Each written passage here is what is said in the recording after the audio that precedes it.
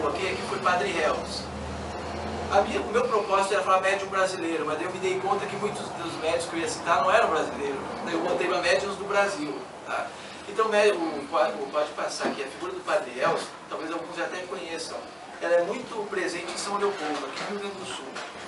Ele nasceu em 1868 em Kostestein, na Alemanha, e faleceu com 78 anos, em 47, em São Leopoldo. Né? Veio ao Brasil com 32 anos de idade. Era um padre jesuíta, médium de vidência. Ele não tinha um véu entre o plano espiritual e o plano material. Ele via a todo momento. Ele estava na missa, principalmente na missa. Ele via diversas manifestações espirituais.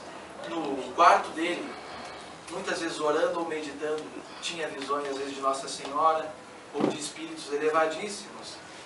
No confessionário, ele estava às vezes conversando com alguém, às vezes com uma mãe que perdeu uma criança, ele sentia a presença de um ser botando a mão em cima dele, inspirando ele ao que falar para aquela pessoa. Então, pode passar ali. Então ele era jesuíta, pode passar aí também. Ele viveu, a maior parte da vida dele vai viver mais aqui do que na Alemanha. Ele viveu 47 anos aqui. E ele se incomodava, porque ele achava que podia ser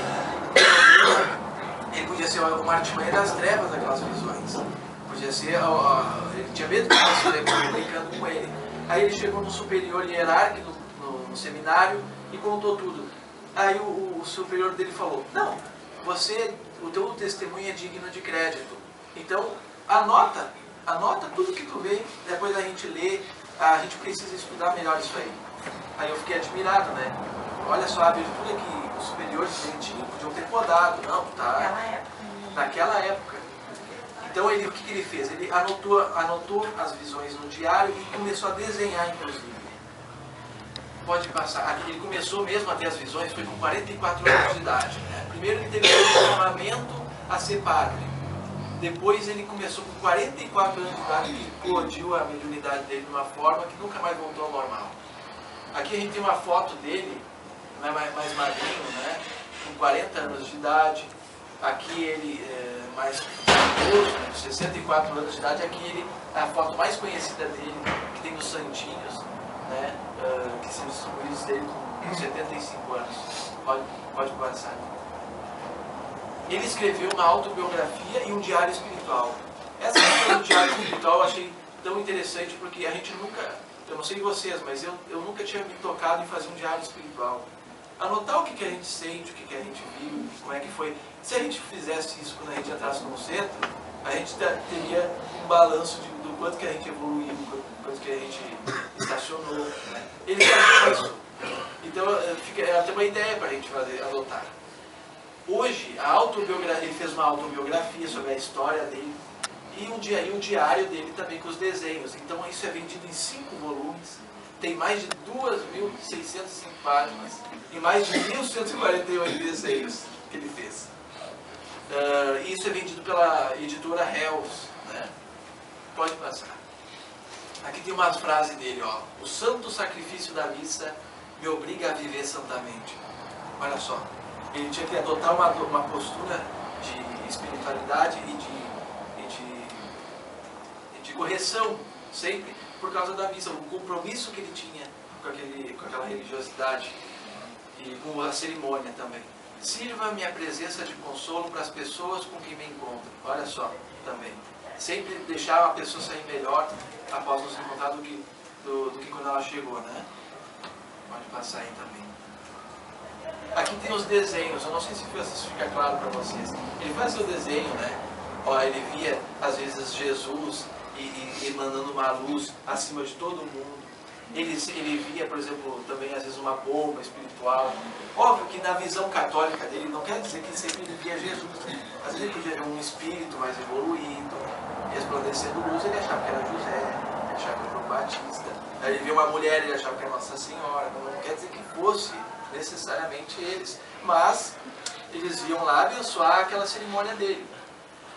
Ele via, por exemplo, quando ele levantava o cálice, o vinho, ou quando ele fazia os gestos com a hóstia, ele via uma luz descendo exatamente sobre a hóstia. Às vezes, na própria estátua de Jesus, ele via o amor e o fervor que ele orava, ele sentia aquela energia vindo até ele ou até as pessoas que estavam na missa. Então, aqui são vários desenhos. Pode. Bem, o Padre Reus, após o falecimento dele, hoje tem um processo no Vaticano onde se visa declará-lo como santo, porque 120 mil pessoas reportaram ter recebido alguma graça dele, né? Muitas pessoas oravam, tinham tanta fé nele que elas oravam por ele, alcançavam o que queriam, se foi ele ou não se sabe, mas mandavam cartas para o santuário onde ele trabalhou, onde ele viveu, né? E daí foram se registrando mais de 120 mil graças reportadas. E fora as de pessoas que nem avisaram, né, que receberam.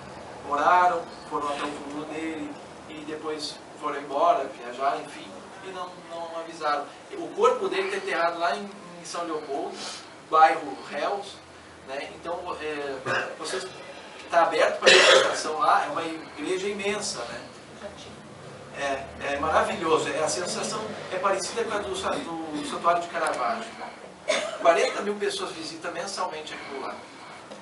Aqui é a igreja em São Leopoldo, ó, muito bonita. Aqui uma romaria, o Padre Reus, ele é muito querido lá. A Câmara Legislativa declarou ele como cidadão honorário de São Leopoldo. Aqui está o túmulo dele, né? Tem alguns outros padres que viveram ali também. Aqui fica uma homenagem a ele, ó. O pessoal deposita rosa. Uma das frases dele durante a vida foi: "Via Santa Mãe de Deus no meio destes raios de rosas."